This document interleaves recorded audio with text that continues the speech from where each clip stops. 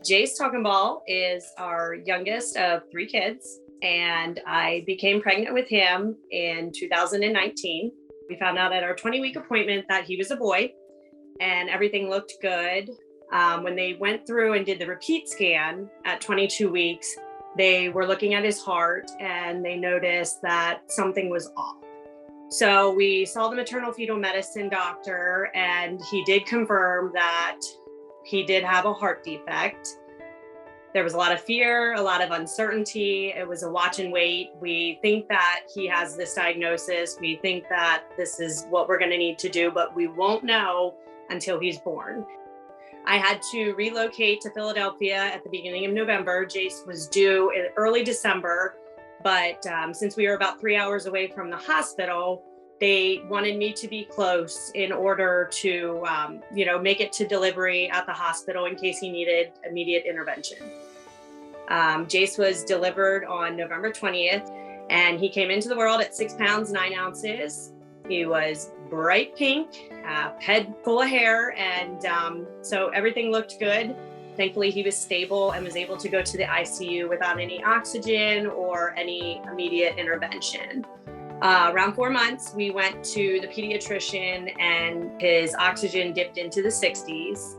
Normal oxygen for most individuals is above 90%. So that was very concerning.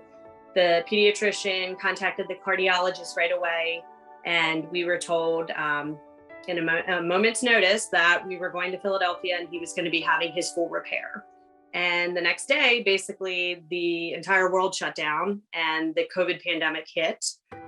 You could tell that, the medical professionals were a little concerned and fearful of what was going on in the outside world. And it was just another added stress and fear on top of your child preparing for an open heart surgery. He did not have his surgery until March 17th. They did, it's basically an interstage surgery. It was a BT shunt, or a tube that they put in to create more blood flow to his heart and allow him to grow bigger so that he would be better prepared for his full repair. Jace was diagnosed with golden heart syndrome at birth, which is a rare genetic defect that occurs during development. It does affect the one side of his body. So his one side of his throat was actually underdeveloped. He developed a paralyzed vocal cord.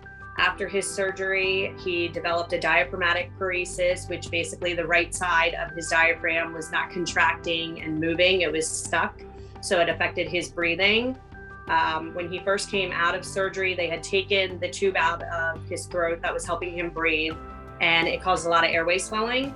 So as a result, we went to go see him, and that was probably the hardest day of my life, because seeing your child laying there completely sedated, connected to tubes, on several medications, he was swollen, he was making a raspy sound out of his mouth. It was just, it's indescribable. It's something that, I would never wish on anyone. We later found out that he had to be re-intubated because his airway had swollen almost completely shut, which they believe was from his genetic syndrome.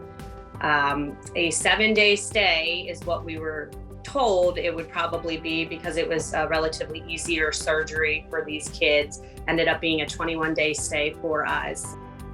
So we ended up needing a NG tube, which basically goes from the nose into the stomach. We had to take education classes on that and become well-versed before they would send us home. We returned home after 21 days. We had to isolate from our older 2 children because of the pandemic and us being in the hospital. So it was 2 weeks until we could return to being a family of 5. We scheduled surgery for the end of September, and he had a successful biventricular repair performed on September 30th of 2020. They had external pacemaker wires on the outside of his body. And at the time, he was 10 months old. So we were told, limit how much he's moving around, try not to let him pull at the cords. So on October 6th, 2020, he went back into surgery and received his permanent pacemaker in his stomach. It was a learning process for not only us, but our children as well. They had to basically learn where his pacemaker was, and we had to watch for him not to fall and those kind of things. So I would say CHD definitely affects the entire family after that surgery. Thankfully, Jace has taken off. He is a healthy 2.5-year-old.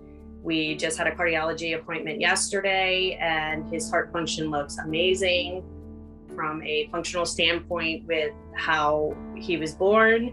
It's truly remarkable what these surgeons can do. A lot of people know that heart disease is the #1 killer in adults, but they don't realize that CHD is the #1 killer in infants and children. If we can raise more awareness for CHD, we could continue getting more funding, which would be necessary for them to continue doing the research and the innovation to allow kids like Jace a second chance at life. All in all, we just we continue praying, and our appointments have now expanded to 4 months and 6 months for his 2 main specialists. So he is also followed by other specialists for his genetic syndrome, but from a standpoint for all his systems, he is stable. And that's where we're at.